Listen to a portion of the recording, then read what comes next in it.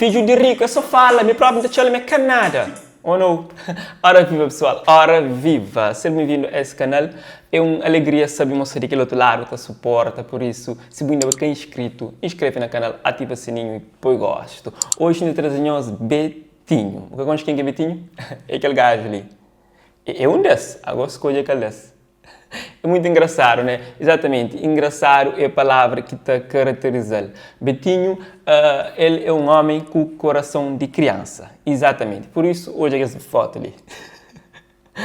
Ele é assim na Facebook, na rede social, onde que usa para levar-se piadas, é um comediante, te conta partes, também ele entrega para causas sociais.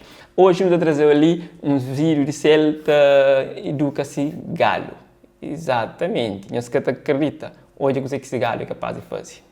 Aquele dia manda galo subir pó. E o programa foi minha coincidência, minha montagem. Mas mandar subir pó para cantar arriba pó. Agora não sei, gosto de. Galo, vem ali, sube. Sube ali em cima do canto. Vem cantar depois, vem. Sube. Exato. Ainda tem mais, se para boa que ela foi coincidência, hoje é aquele. Hoje nós vamos fazer mais novo vídeo em Galo. Acho que é o último vídeo que nós vamos fazer, já entrando. Hoje nós vamos mandar a pessoa ir pôr uma peca canta e pessoa subir. Ó, quem pediu um beijo, pede um beijo. Ok, ele é junto ali. Galo.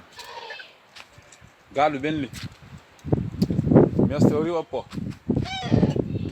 Não, vem ali. Anda. Vem subir por ali. Sube. Mas qual canto? Sube.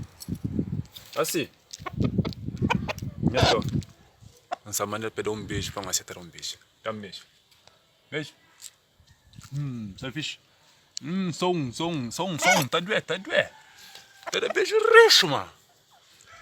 Não, já está bom. Nenhum mais. Bom, quer saber se é dom ou quê? Mas Betinho, eu tenho que ensinar isso para morar. Tem um galo ali na casa que enfrenta com ele. Minha mãe só está querendo só pôr na panela e me crê. Galo já fugiu de casa, cá tá bem. Mas chama que até entra a casa, tá dormindo só fora a casa. Manda fácil. Bom, Betinho, continua a ser engraçado. Me salidas lá, sempre te acompanha, gosta bastante. E se você é fã de Betinho, deixa saber no comentário. Partilha esse vídeo para os amigos também hoje. E... I love.